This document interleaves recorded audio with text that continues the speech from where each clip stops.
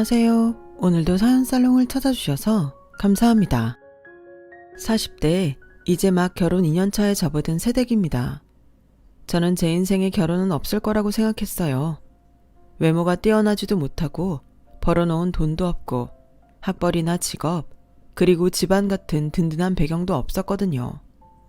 그래서 이렇게 늦은 나이에 6살이나 어린 평생 배필을 만나 사랑받게 될 줄은 정말이지 상상도 못했어요. 그만큼 제 지난날은 희망이라는 단어조차 가슴에 품는 것이 사치였고 제 마음은 온통 누군가를 향한 원망과 미움으로 가득 차 있었어요. 여러분들도 누군가를 죽도록 미워해 본 적이 있으신가요? 저는 누군가를 미워하기 위해 살았다고 해도 전혀 이상하지 않은 인생을 살았어요. 이상하게 들릴 수도 있는데 그 미움이 오히려 저를 쉬고 싶어도 쉬지 못하게 했고 죽고 싶어도 죽지 못하게 했죠. 제가 그렇게 미워하고 원망한 사람은 바로 제 아버지예요. 아이러니하게도 저희 아버지는 자타가 알아주는 아주 착한 사람이에요. 너무 착해서 가족을 힘들고 고통스럽게 하는 그런 사람이었죠. 너무 착해 거절도 못하는 아버지라 그 탓에 사업을 하던 친구의 빚 보증을 섰고 아버지는 친구의 빚을 고스란히 떠안아 갖고 있던 돈은 물론이고 살고 있던 전세 보증금까지 모두 날리게 되었어요. 그리고도 그 빚이 얼마나 많았는지 가진 것을 다 잃고도 감당하기 어려운 빚은 여전히 남아 있었어요. 그때 당시 제 나이는 15살이었고 또래 아이들이 그렇듯 사춘기의 터널을 지나가고 있었는데요. 하필 그 시기에 아빠의 빚 보증 일이 터지고 엄마는 억울함과 주체하지 못하는 분노에 거의 제정신으로 살지 못했어요. 착해 빠진 아버지는 그런 엄마에게 미안하다는 말 말고는 아무 말도 하지 못했고 그 모습을 보고 있으면 어렸던 저도 속이 터질 것 같았어요. 그런데 설상가상으로 경기가 나빠져 아버지는 다니고 있던 직장에서도 정리해고를 당하셨어요. 그야말로 저희 가족은 이젠 정말 죽으라는 건가 하며 세상을 원망했죠. 그렇게 하루아침에 길거리에 나앉게 된 우리 집은 어떤 희망도 없이 친척들 집을 전전했어요. 친척들의 눈칫밥에 몇 번이고 가출을 생각했던 적도 있었는데요. 그러다 겨우 친척들이 마련해 준 돈으로 사정사정을 해서 상가에 딸린 지하방을 얻어 들어가게 되었고 얼마 후 엄마는 시장에 다녀오겠다고 나서더니 그 길로 집을 나가버렸어요. 아버지는 바보처럼 엄마가 집을 나간 줄도 모르고 어디서 사고라도 난 것이 아니냐며 전전긍긍했고 그렇게 밤이고 낮이고 파출소와 병원을 찾아다녔는데 나중에 어디서도 엄마의 흔적을 찾지 못하자 아버지는 그제야 엄마가 자기 발로 집을 나갔다는 것을 알았다는 듯 허탈한 얼굴로 깡소주를 마셨는데 이내 저에게도 이렇게 말을 하더군요. 그래도 네 엄마한테 사고가 난 게 아니니 천만 다행이지 않냐? 그렇지? 진짜 다행이야. 이미 엄마만큼 아버지를 미워하고 원망했던 저는 아버지의 자조 섞인 그 말을 들으며 한심한 듯 쳐다봤고 따르기까지 무시를 당했던 아버지는 그렇게 계속 안주도 없이 깡소주만 드셨어요. 저는 사실 말하고 싶었어요. 이게 다 아버지 때문이라고. 사실은 나도 엄마처럼 이 집을 나가고 싶다고. 그런데요, 참 아이러니하게도 저는 아버지를 미워하면서도 버릴 순 없었어요. 지금도 그 점이 풀리지 않는 미스테리인데 저는 대학 진학은 꿈도 꾸지 못했고 성인이 돼서 아버지가 떠안은 빚까지 대신 갚으면서도 신기하게 정말로 이젠 도저히 못해 먹겠다고 하며 아버지를 떠나려는 매 순간 그걸 실천에 옮기지 못했어요. 아니, 딱 한 번 실천에 옮긴 적이 있었는데 왜 하필 엄마가 집을 나갔을 때 아버지의 그 모습이 머릿속에서 떠나지 않는지 마음 한가득 하나 쓸모없는 원망을 품고 집으로 돌아갔던 때가 있었어요. 아버지의 유전자가 제 안에 있기는 한가 봐요. 저 역시 물은 구석에 있더라고요. 그 후 저는 오랫동안 죽어라 일만 했어요. 일한 것에 비해 손에 쥐는 것도 거의 없었고 징글징글한 그 빚을 모두 갚았을 때는 저의 꽃다운 20대가 모두 지나간 후였어요. 아버지는 아버지대로 저에게 미안해 제 눈치를 받고 저는 제 청춘을 뺏어간 아버지를 원망하며 저희 부녀는 그렇게 평생 만나지 않을 평행선을 달렸어요. 그리고 제가 빚을 모두 갚은 후 저는 아버지와 따로 살겠다고 독립을 했고 그 뒤로는 아버지는 아버지대로 저는 저대로 살아가는 시간이었는데요. 어버이날, 아버지 생신, 명절 등등 은근 외면하기 힘든 날이 많더군요. 그럴 때면 서로 그냥 생사 정도는 확인한다는 정도로 잠깐 얼굴을 보는 것이 다였죠. 그리고 꼭 마지막에는 참고 있던 응어리가 터져 저는 또 아버지의 속을 박박 긁어놓고 왔는데 그럴 때면 시원하기는커녕 마음 한켠이 불편했어요. 그리고 그런 불편한 마음이 들 때면 우리 아버지는 자식한테 그런 소리 들어도 싸 라며 못된 생각을 했었어요. 네, 저는 참 못된 딸이었어요. 하지만 그때는 그거라도 하지 않으면 정말 억울해서 확 죽어버리고 싶은 심정이었죠. 아버지는 그런 제 마음을 아는지 항상 못되게 하고 돌아가는 딸에게 밥 굶지 말고 몸 챙기라며 꼬깃꼬깃한 10,000원짜리 한두 장을 찔러주는데 저는 또 아버지나 써요. 아무렴 내가 아버지보다 돈이 없겠어? 라며 그 돈도 받아온 적이 한 번도 없었어요. 사실 저는 그 돈을 벌기 위해 아버지가 얼마나 고생하는지 알고 있었거든요. 그래서 더더욱 그 돈을 받고 싶지 않았어요. 그 돈을 받으면 더 이상 아버지를 원망할 수 없을 것 같았거든요. 저는 30대가 다 되도록 변변한 연애도 하지 못한 채 여자의 몸으로 할 수 있는 것은 정말 가리지 않고 다 했던 것 같아요. 그 빚 갚는다고 이리 뛰고 저리 뛴 결과였죠. 그리고 저는 사무직 경력은 빼고 기타 잡다한 경력은 차고 넘쳤는데요. 그러다 공사장 한밥집 일을 하게 되었는데 거기서 주방에서 음식을 하시던 이모님이 24시간 운영하는 감자탕집을 인수하신다고 저에게 같이 일을 좀 해보면 어떠냐고 물으셨어요. 아가씨, 손도 야물고 일머리도 좋고 나중에 나 가게 내면 같이 일하면 어때? 내가 여기서 일하는 것보다는 많이 줄게.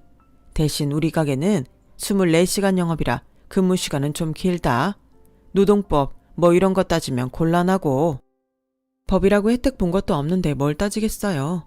돈만 많이 주시면 열심히 할게요. 저는 그렇게 한밥집 일을 하다 감자탕집에 취직을 하게 됐어요. 이미 청춘은 갔고 벌어놓은 돈은 아버지 빚 갚는데 다 썼으니 지금부터라도 제 주머니에 들어가는 돈을 벌고 싶었던 저는 그야말로 제대로 돈독이 올랐었어요. 그 고단한 감자탕집 일을 하면서도 새벽에 우유 배달도 했고 집에서는 간단한 부업도 했었죠. 그 결과 3년 사이에 저는 돈을 꽤 모을 수 있었어요. 그러다 정말 문득 달력을 봤는데 하필이면 아버지 생신이 딱 2일 남아있는 거예요. 차라리 지났으면 좋았을걸. 마음이 불편해진 저는 아버지 입을 점퍼를 하나 사들고 아버지 집을 찾았는데요. 아버지는 제가 와서 좋은 건지 아니면 저도 모르는 기쁜 일이 있는 건지 신이 잔뜩 나셨고 분명 무슨 얘기를 하고 싶은 눈치였는데요. 제가 쳐다보면 끝내 입을 열지 않으시더니 제가 이제 그만 가겠다고 자리에서 일어나자 더는 숨길 수 없다는 듯 저를 다시 앉히고 이렇게 말씀하셨어요. 전영아, 아버지 취직했다. 취직이요? 저는 미간을 잔뜩 찌푸리고 되물었어요. 사실 저희 아버지는 늦은 나이에 결혼해서 저를 또 늦은 나이에 낳았기 때문에 그때 당시 이미 환갑을 넘긴 후였어요. 엄마가 집을 나간 후 잘 드시지도 못해 체격도 왜소하셨는데 저는 취직이란 말에 아버지가 나쁜 일에 휘말린 게 아닌가 짜증이 났어요. 그래서 세상 천지에 아버지 같은 사람을 누가 써요. 그러지 말고 지금처럼 적게 벌고 적게 쓰고 사세요. 괜한 일에 또 휘말려서 저까지 또 고생시키지 말고. 나도 나 같은 사람을 누가 써줄까 했다. 그런데 지원하는 건 자유잖아. 그래서 여기서 버스로 두정거장 가면 있는 아파트에서 경비를 구한다길래 내가 냉큼 이력서를 들고 갔지. 뭐 기대는 하진 않았어. 네 말처럼 요즘은 경비원도 아무나 시켜주지 않는다고 하니까. 그런데 글쎄 오늘 나한테 내일 모레부터 출근하라는 연락이 온 거야. 세상에 이렇게 감사한 날이 또 있겠니? 내가 말은 못했어도 그동안 나 때문에 고생하는 너만 생각하면 가슴에 돌을 얹듯 무거웠는데 이제라도 너한테 그 마음의 빚을 갚을 수 있겠어. 정말 아버지한테 출근하래요. 괜히 이상한 꼬임에 넘어간 거 아니고 행여 돈 달라고 하면 사기니까. 알지. 그리고 경비일 시키면서 누가 나한테 돈을 내놓으라고 하겠냐? 괜찮아. 그래요. 어차피 아버지가 하는 일인데. 근데 괜히 또 오지랖 떨다 피곤한 일 만들지 말아요. 그리고 체력도 딸리는데 무리하다 다치면 병원비가 더 많이 나오는 거 알죠?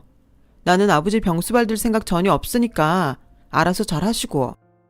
그래. 걱정하지 마. 안 다치게 잘할게. 누가 걱정을 한다고. 저한테 또 피해주지 말라는 소리예요. 저 이만 갈게요. 새벽에 일어나려면 지금 가서 자야 해서. 그래. 오늘 애비 생일 챙겨줘서 고맙다. 잠바 잘 입을게. 그리고 너도 너무 무리하지 마. 젊은 사람도 힘들면 탈난다. 알겠지? 저는 대답하지 않았어요. 그걸 아는 사람이 당신 빚을 제가 다 갚게 만들었냐고 또 꼬인 배알이 스멀스멀 올라오려 했죠. 하지만 날이 날이니만큼 저도 애써 참았어요.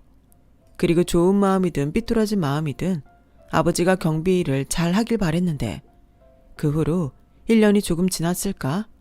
아버지가 사시는 집 월세 기간이 끝나 그 집 주인을 만나야 했는데 전세를 돌리고 싶다며 무려 5천만 원을 보증금으로 달라고 하더라고요. 말이 나오지 않는 가운데 아버지와 상의를 하러 경비로 일한다는 아파트를 찾아갔어요.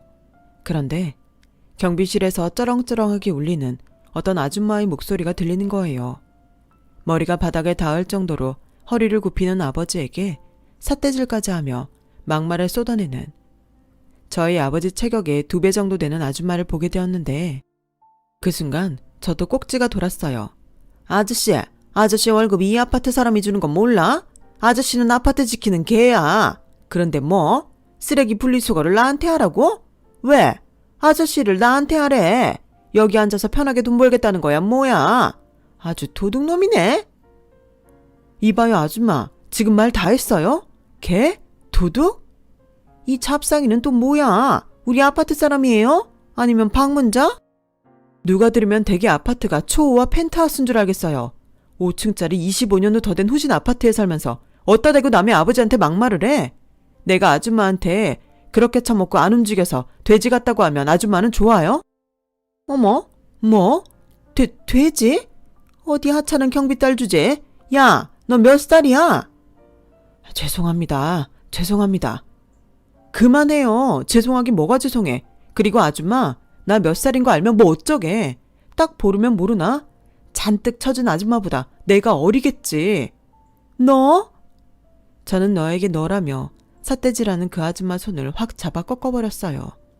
그러자 아줌마는 저를 고소하겠다고 난동을 피웠고 저희 아버지는 저의 일을 눈감아주는 대가로 퇴직금을 합의금으로 주기로 하고 경비 일을 그만두시게 되셨어요. 살다 저 때문에 아버지가 피해를 입는 날이 다오다니 저는 또 바보처럼 손해를 보면서 모든 걸 자기 탓으로 돌리는 아버지한테 또 화가 났어요. 그래서 아버지, 도대체 왜 그렇게 살아요? 그 여자가 잘못했잖아. 고소하고 싶으면 하라고 하지. 내가 그런 사람 무서워할 것 같아요? 왜 바보처럼 아버지가 다 뒤집어 쓰는데? 라며 악을 썼고 저희 아버지는 씁쓸한 미소를 짓더니 내가 무서워서 그랬다. 내 딸한테 그 아줌마가 해코지 할까봐. 내가 무서워서 그랬어. 라며 말을 하는데 그 순간 목이 콱 하고 메어왔어요. 누가 그럼 고마워할 줄 아나? 저는 그렇게 말하고 싶었는데 그 말조차 할 수가 없었죠. 그리고 원했던 건 아니었지만 저는 아버지와 함께 살기로 했어요. 가장 큰 이유는 보증금 5천만 원이 너무 터무니없이 부담스럽고 새로운 것을 얻어들이자니 이젠 직업도 없는 늙은 아버지가 미우나 고우나 걱정이 돼서 제가 먼저 같이 살자고 말을 했어요. 아버지는 괜찮다고 말했지만 저의 제안이 싫지 않은지 아이처럼 웃으셨어요. 미워했던 마음도 사실은 정이었는지 그 모습을 보니 차라리 이래저래 잘됐다는 생각도 들었고 저는 그참에 모아놓은 돈과 아버지가 살던 월세 보증금을 합쳐 작게라도 제 가게를 하나 차리자고 마음을 먹었어요. 집도 작은 원룸에 살고 있었는데 원룸에서 아버지랑 둘이 살 순 없으니 방 2개 딸린 빌라 전세도 힘들게 얻었죠. 그리고 운 좋게 집과 그리 멀지 않은 곳에 목이 좋은 상가 건물에 작은 평수에 가게가 하나 나왔고 가게세는 조금 나가는 편이었지만 이 정도의 위치라면 한번 해볼 수 있다는 생각에 저는 김밥집을 차렸어요. 김밥이라면 예전에 새벽마다 말아서 지하철역에서 한동안 팔았던 경험도 있었고 상가 건물 위로 오피스텔도 있고 동네에 아파트도 많아 출근하는 길에 또 아이들 소풍 때면 만만하게 찾는 게 김밥이니까 큰 돈은 못 벌어도 아버지와 저 둘이 먹고 살 정도는 되겠다 싶었어요. 그렇게 저는 김밥집을 차렸고 제 예상처럼 김밥은 제법 잘 팔렸는데요. 집에서 나오지 말고 쉬어도 된다고 하는데도 저희 아버지는 한사코 가게에 나와 청소도 하고 전단지도 돌리셨어요. 쉬는 것보다 운동 삼아 자기도 일하고 싶다면서요. 그러던 어느 날부터 상가 건물 경비를 보는 저희 아버지보다 8, 9살은 많아 보이는 할아버지와 가깝게 지내시기 시작하셨고 당신도 경비 일을 해봐서인지 저희 아버지는 유독 그 경비 일을 하시는 할아버지를 챙기셨어요. 저한테 점심때면 김밥 한 줄 그냥 드리자고 할 정도였죠. 그리고 김밥 한 줄은 어느새 라면 한 그릇, 떡볶이 한 접시로 점점 바라는 것도 많아지시더라고요. 괜히 심술이 났던 저는 그다지 아깝지도 않으면서도 투정을 부리곤 했어요. 아버지, 좋은 일도 한두 번이지 우리는 뭐 땅 파서 장사해? 그 정도는 할 수 있잖아. 저분이 여기 청소도 다 하시고 쓰레기도 다 치우시는데 얼마나 고맙냐? 공짜로 하시는 것도 아니잖아. 같이 산 이후 제법 가까워졌던 탓이었을까요? 전에는 제가 하는 말에 뭐라고 하는 법이 없던 아버지는 이젠 제법 저에게 잔소리도 하셨어요.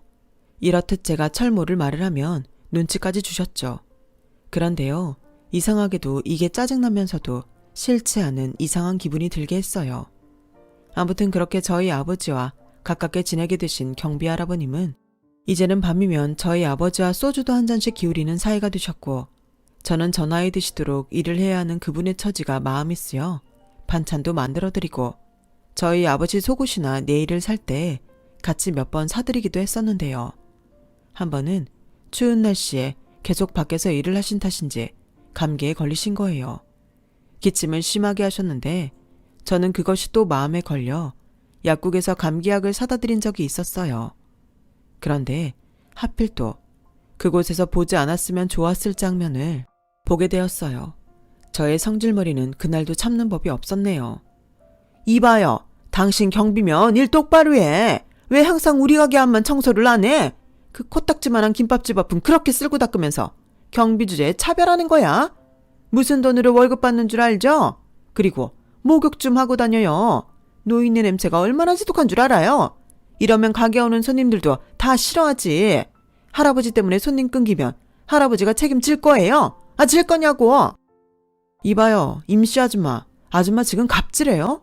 요즘 세상이 얼마나 무서운데 대낮에 소란을 피워. 이봐요? 너 지금 나한테 하는 소리니? 아줌마도 이분한테 이봐요라고 했잖아. 아줌마는 되고 남은 아줌마한테 이봐요 하면 안 돼? 야, 너 몇 살이야? 어디서 반말을 찍찍하고? 아줌마도 이분한테 반말하길래 난 아줌마가 아메리카 스타일인 줄 알았지. 자기는 한참 어른한테 함부로 하면서 남이 자기한테 그러는 건 싫은가 봐? 사람이 어쩜 그렇게 후지지? 기가 막혀. 코딱지만한 가게 하면서 지금 나한테 덤비는 거야? 이 건물에서 내 미용실이 제일 넓은 거 알지? 여기서 가게세 내가 제일 많이 낸다고.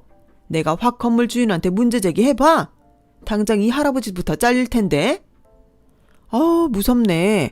그러게 여기서 월세는 제일 많이 내면서 그 미용실 파리만 날린다며. 조만간 제일 먼저 가게 빼는 거 아니야? 야! 왜? 자, 그만들 하세요. 다 제 잘못입니다. 제가 앞으로 잘할 테니 두 분 진정하세요. 할아버님이 정말 잘못하셨어요. 부당한 건 부당하다 하셔야죠.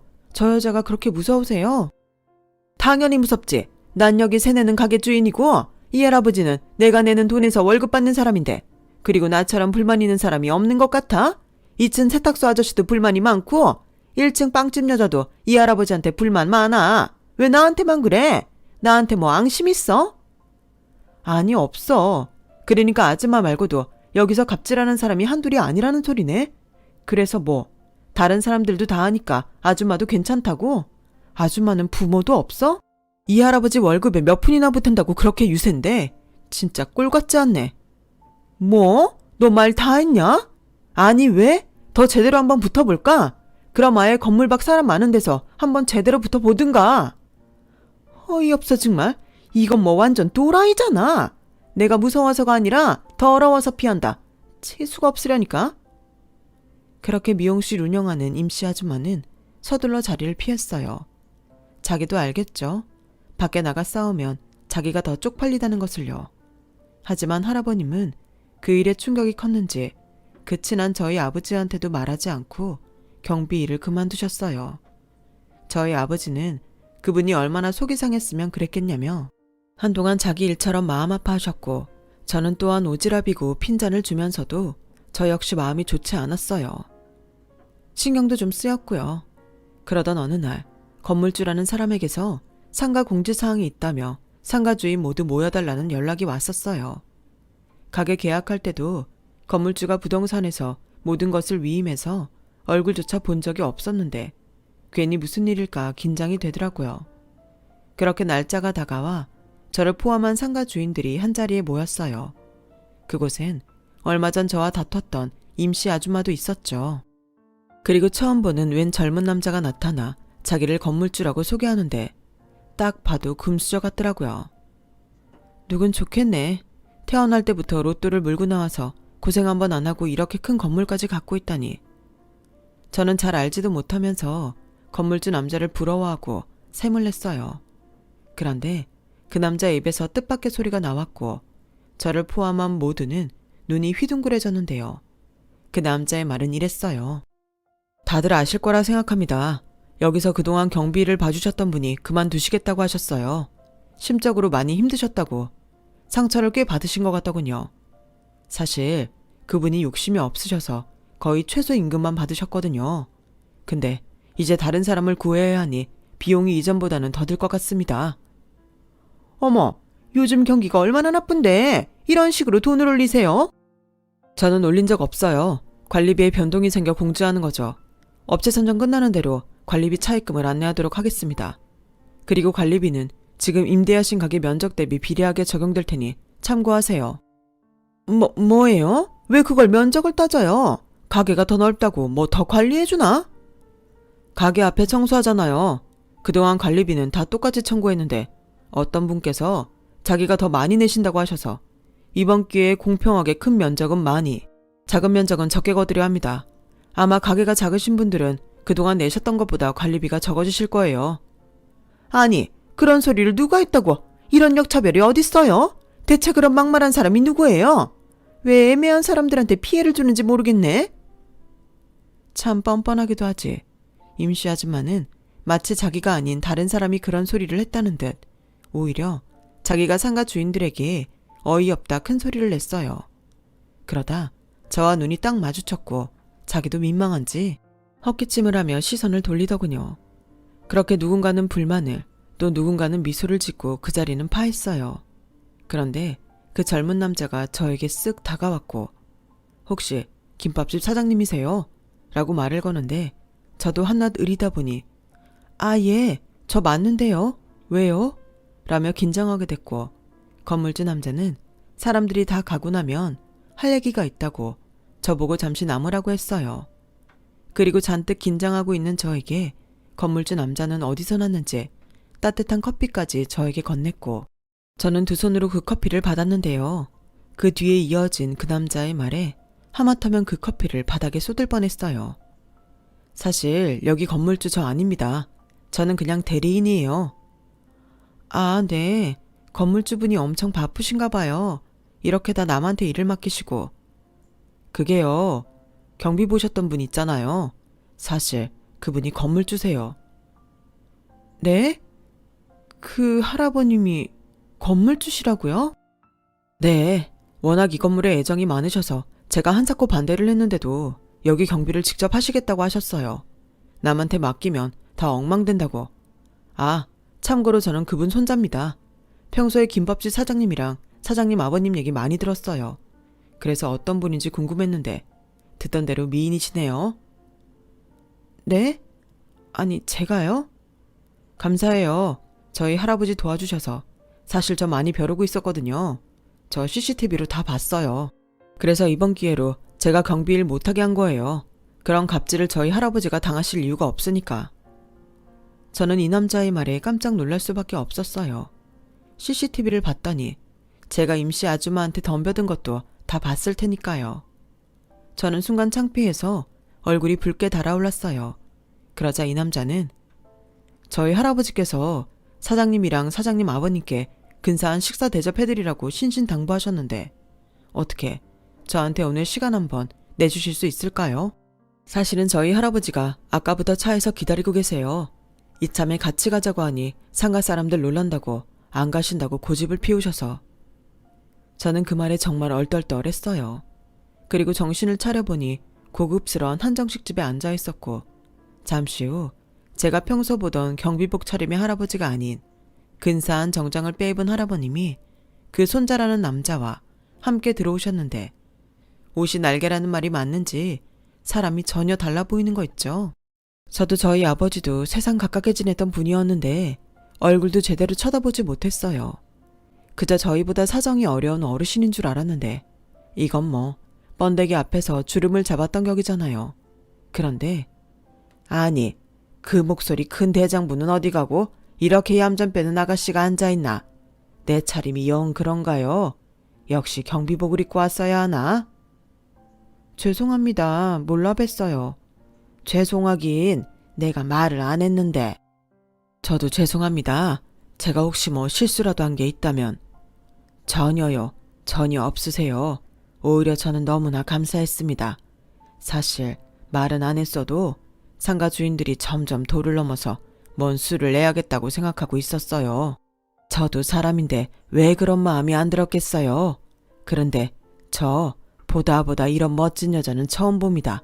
아닌 건 아니라는데 따님을 정말 잘 키우셨어요. 네? 아니요. 저는 고생만 시켰는걸요. 저는 부끄러운 애비입니다. 평생 집만 지어주는걸요. 아버지, 알았다. 나도 창피한 거 알아. 그리고 이런 말 미안한데 저분은 다 알아. 내가 벌써 다 말했거든. 아우, 진짜 주책이야. 괜찮아요. 오히려 나는 그래서 처자가 더 마음에 들었다오. 그래서 마음 같아서는 손주며느리 삼고 싶은데. 아니요, 제 나이가 몇인데 그런 소리 하지 마세요. 손주분 화내요. 그런가? 너 화났냐? 아니요, 할아버지가 하도 얘기하셔서 저도 이미 저분이랑 제가 무슨 사이 같네요. 그렇지? 너도 마음에 들지? 더 앞서가신다. 오늘은 그냥 밥만 먹는 자리라고 하셔놓고선. 그래, 알았다. 내가 마음이 급해서 그래. 할애비가 살아봤자 얼마나 사냐. 너한테 혈육이라고는 나 하는데 걱정이 앞서서 그래. 그래도 이건 아닙니다. 할아버지가 장가가는 거 아니잖아요. 그리고 저분 의사도 모르면서. 순간 거기 있는 사람들의 시선이 모두 저에게 쏠렸어요. 어찌나 심장이 쿵쾅쿵쾅 뛰는지 꿈을 꾸는 것 같더라고요. 그리고 그렇게 이상하지만 솔직히 싫지 않은 식사 자리가 몇 번 더 있었어요. 저희 아버지와 할아버님은 형님 아우하는 사이가 되었고 친분이 있어 그런지 저희 아버지는 자기가 상가 경비라도 되는 듯 건물 일이라면 자다가도 깨서 건물에 나가시는데 말리기도 그렇고 가만두기도 참 그렇더라고요. 그러던 어느 날이었어요. 제가 일찍 장을 봐서 가게 문을 여는데 가게 앞에 웬 커다란 꽃바구니가 있더라고요. 난생 처음 보는 꽃다발에 배달이 잘못됐다고 생각한 저는 주인을 찾아줘야겠다고 생각하며 꽃다발을 살피는데 거긴 믿기 어렵게도 박선영, 제 이름이 적혀 있었어요. 아니, 누가 나한테 이런 걸 다 보냈지? 어안이 벙벙해 그 자리에 서 있던 저였죠. 그때였어요. 건물주 할아버님의 손자인 민석 씨가 수줍게 머리를 극적이더니 모습을 나타냈고 저희 아버지한테 무슨 코치를 받았다며 데이트 신청을 하는데 솔직히 꿈인지 생신지 했어요. 조건이나 그런 걸 다 떠나서 제 인생에 처음 있는 일이었거든요. 이제 곧 40인 저였는데 이런 저에게 데이트 신청이라니 본인인 저조차도 믿을 수 없는 일이었어요. 그렇게 난생 처음 남자랑 영화관도 가고 밥도 먹고 드라이브도 했어요. 교회의 멋진 카페에서 와인도 마셔봤고요. 이래서 여자들이 그렇게 연애를 하고 싶어 하는구나 하는 생각이 절로 들었는데 슬슬 이 남자의 본심이 궁금해졌어요. 할아버지 등살에 이러는 거면 이제 그만하자고 말하고 싶었거든요. 사실 저도 여잔데 마음이 안 흔들린다고 하면 거짓말이죠. 그런데 뜻밖의 민석 씨의 말은 저의 얼굴을 아주 홍당무처럼 만들었는데요. 지금도 그 말을 떠올리면 바로 어제 일처럼 심장이 터질 것 같아요. 저 선영 씨보다 나이는 어리지만 그렇다고 철모를 사람은 아닙니다. 좋아하지도 않는 여자를 할아버지가 만나라고 해서 만날 만큼 저 순수하지도 않아요. 처음엔 당연히 저보다 나이도 많고 좀 누나 같아서 무섭다는 생각도 했는데 자꾸 보니까 저희 집 유전자에 뭐가 있는지 저도 선영 씨가 좋아요. 왜요? 저는 돈도 없고 나이도 많은 김밥 파는 사람인데. 그가 모르죠. 자기가 얼마나 예쁘고 멋진 사람인지. 선영 씨 진짜 예뻐요. 아닌 척 큰 소리 내도 착한 거 다 티난다고요. 제가요? 저 하나도 안 착해요. 잘못 보신 건데. 저도 할아버지한테 다 들었어요. 아버님 빚 갚느냐 고생했다고. 그래서 모질게 굴었다고. 근데 왜 그런 아버지랑 같이 살아요? 그야 어쩔 수 없으니까요. 저도 돈 많고 여유 있으면 진작에 따로 살았죠. 아니요. 진짜 싫으면 그거랑 상관없이 따로 살아요. 사람은 절대 싫은 사람하고는 못 살거든요. 잠깐 참을 수는 있지만 기약 없이 그렇게는 못 살아요. 저희 부모님이 그랬어요. 저희 할아버지가 고생을 엄청 하셨거든요. 믿기 어렵겠지만 그 건물 저희 할아버지가 폐지 주워서 올리신 거예요. 부모님은 자기네들 이혼하는데 어린 저까지 형편 어려운 할아버지한테 버리고 저희 아빠는 죽었으면 죽었지 절대 같이 못 산다고 가버리셨어요.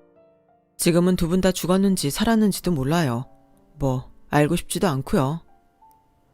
아, 몰랐어요. 그런 사연이 있는 줄은. 전혀 고생이라고는 모르시는 분들 같았는데. 그러니까요. 다 비슷비슷한 사람입니다. 그러니까 괜히 거리들지 말고 우리 정식으로 만나요. 저는 취향이 독특한지 여성스러운 타입보다 대장부 타입의 선영 씨가 좋네요.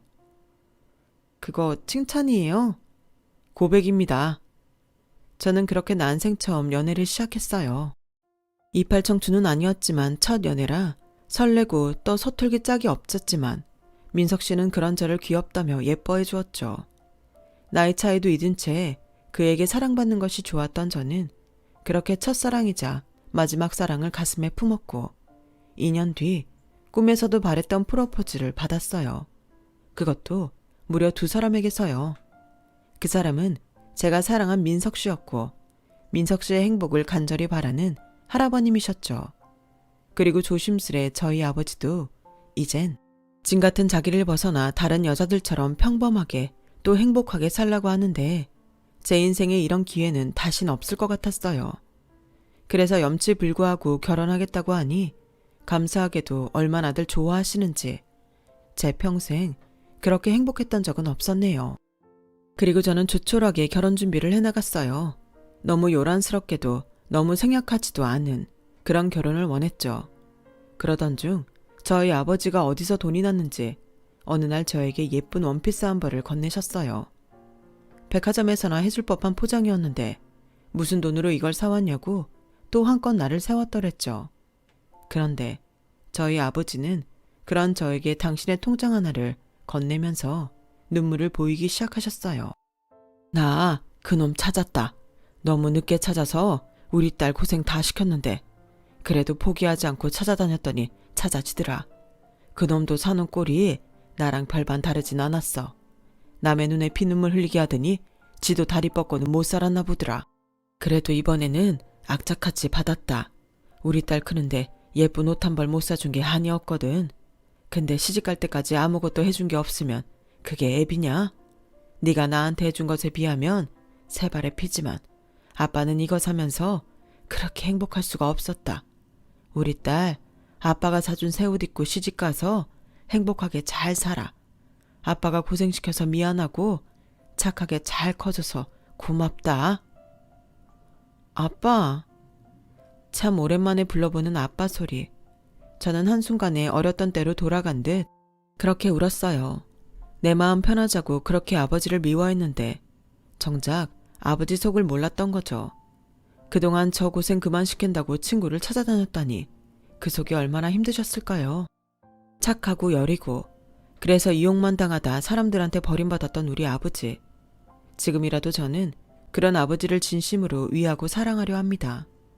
이제 남편이 된 민석 씨도 인품 좋은 저희 아버지를 친아버지처럼 존경하고 따르고 있어요.